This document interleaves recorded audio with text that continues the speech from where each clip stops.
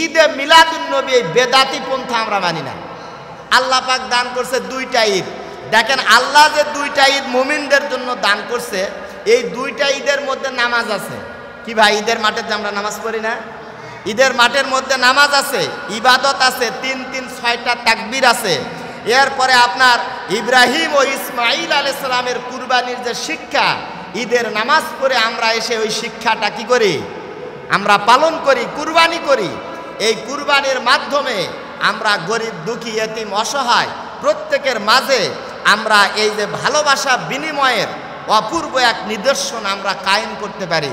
প্রিয় ভাইয়েরা আমার, ঈদের এই অনুষ্ঠানের মধ্যে আল্লাহ রাব্বুল আলামিন তাকবীরে তাশরিক নামক একটি ওয়াজিব, একটি ইবাদত আল্লাহ দান করছে। আচ্ছা, এবার আপনি বলেন তো, ঈদে মিলাদুন্নবীর মধ্যে কি আছে? নামাজ আছে, তাকবীর আছে। ওরা কি করে? ওরা এই রাজপথে রাস্তা দিয়া মিছিল করে, মিছিল করে তারা নানান রকমের ভণ্ডা বেদাতি নানান রকমের শয়তানি কাজ কারবার করে শেষে যা বিরিয়ানি জিলাপি খায়া দেয়, বাস শেষ। সুন্নতের খবর নাই। দেখেন বাংলাদেশের অবস্থা দেখেন, সুন্নতের কোনো খবর নাই। জোশনে জুলুস নাম দিয়া দেখেন তারা কি করতেছে, বিশাল মিছিল বের করছে, অনেক বড় মিছিল বের করছে। আয়ার পরে যা দেখেন বড় বড় গেট বানায়া নাম দিছে ঈদে মিলাদুন্নবী সাল্লাল্লাহু আলাইহি ওয়াসাল্লাম। প্রিয় ভাইরা বলেন, মুসলমানদের ঈদ কয়টা? দুইটা না? দুইটা ঈদের নাম কি? ঈদুল ফিতর, ঈদুল আযহা।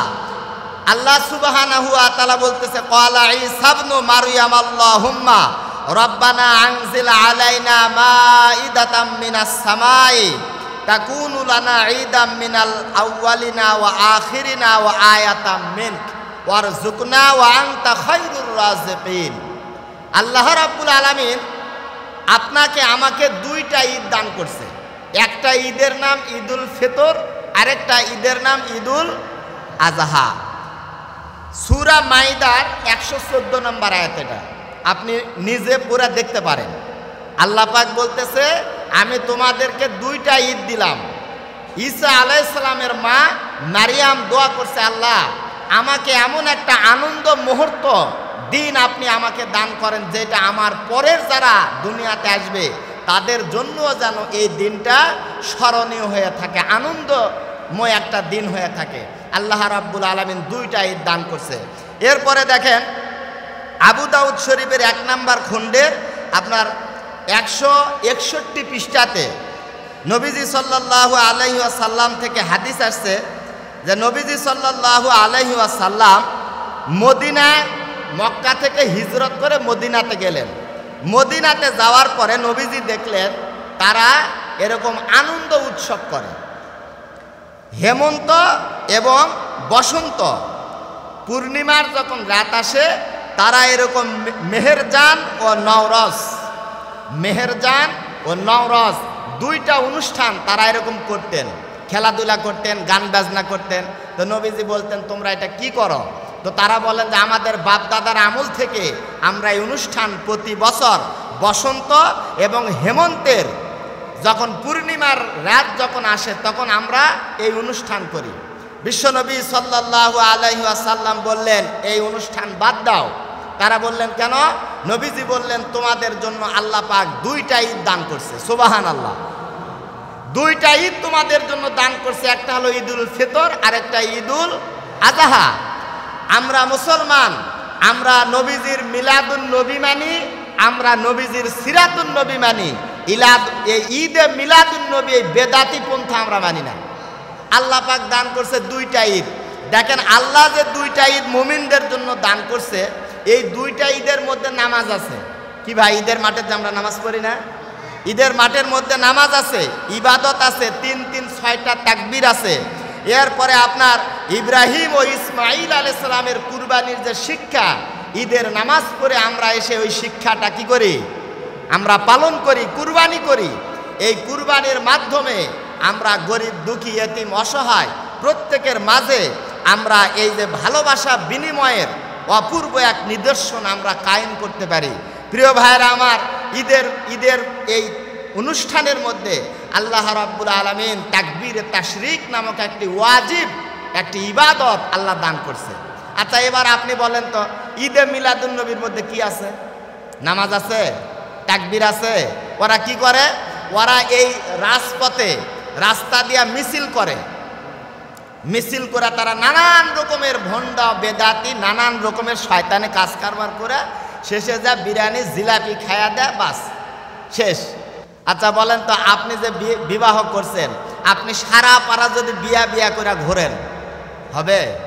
আপনাকে কি করতে হবে? বিয়া করবার যাওয়া লাগবে, সেখানে বসে উপস্থিত জনগণের সামনে আপনাকে কবুল রিজার্ভ করতে হবে, আপনাকে বলতে হবে আলহামদুলিল্লাহ কবুল। এই কথা কয়বার বলা লাগবে? নবীজির সুন্নত দৌড়াদৌড়ি করলে কি সুন্নত মানা যাবে? আমরা যেমন দেখেন, আমরা নবীজিকে ভালোবাসি বলে আজকে সিরাতুন নবী মিলাদুন নবীর একটা মাহফিল নিয়ে আমরা এখানে বসছি। আমরা নবীজির জীবন থেকে আলোচনা শুনবো, এরপরে আমরা সুন্নতকে মানার জন্য কি করব ভাই? চেষ্টা করব। আর ওরা দৌড়াদৌড়ি করতেছে। নবীর সুন্নত কি দৌড়া পালন করতে হয়? সম্মানিত ভাইরা আমার, তাহলে প্রশ্ন হতে পারে যে আমরা নবীকে নিয়ে কি আনন্দ করব না? প্রশ্ন হতে পারে কি না, আমরা নবীকে নিয়ে কি আনন্দ করব না? হ্যাঁ, অবশ্যই আনন্দ করবেন। আল্লাহ যে পন্থা, যে পদ্ধতি, যেইভাবে নির্দেশ দিচ্ছে সেইভাবে আপনি কি করেন? নবীকে নিয়ে আনন্দ করেন। নবীকে নিয়ে কিভাবে আনন্দ করবেন প্রিয় ভাইরা আমার? মিছিলের মাধ্যমে নয়, আপনার সেন্নে খাওয়ার মাধ্যমে নয়, জিলাপি খাওয়ার মাধ্যমে নয়। নবীজিকে যদি আপনি যদি নবীজির আশেক হতে চান, নবী দুনিয়াতে আসছে, আপনার আমার নবী কত দামি নবী।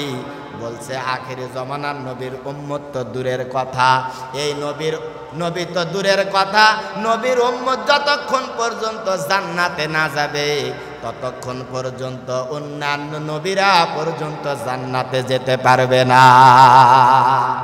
এত দামি উম্মত আমরা, আর এত দামি নবী পাওয়ার পরে ভাইরা আমার মিছিল মিটিং দিয়া নবীকে ভালোবাসার কোনো প্রয়োজন নাই।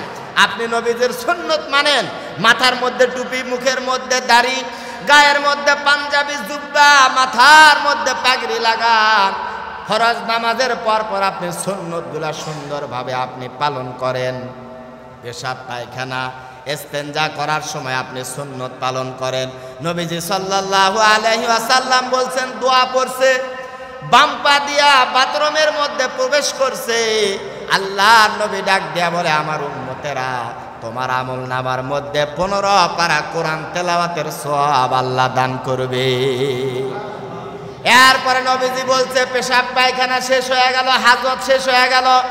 নবীজি সাল্লাল্লাহু আলাইহি ওয়াসাল্লাম বলেন, ডান পা দিয়া বাথরুম থেকে বের হলো, এরপরে দোয়া বললেন, গুফরানাকা আলহামদুলিল্লাহিল্লাযী আযহাবা আন্নিল আযা ওয়া আফানি। নবীজি বলেন, ও আমার উম্মতেরা, আবার 15 পারা কোরআন তেলাওয়াত করলে যেমন সওয়াব পাওয়া যায়, আল্লাহ রাব্বুল আলামিন ওই পরিমাণ সওয়াব আপনার আমার আমলনামাতে দান করবে। তাহলে মিছিল মিটিং দিয়া নবীজির আশেক হওয়া যাবে না প্রিয় ভাইয়েরা আমার। নবীজির আশেক যদি আপনি হতে চান, আপনি নবীজির জীবন, সাহাবীদের জীবন আপনি পড়েন, এরপরে আপনি বুঝবেন সাহাবা আজমাইনরা কিভাবে নবীজিকে ভালোবাসতে, মহাব্বত করছে। ওই তরিকা আপনাকে অনুসরণ করতে হবে।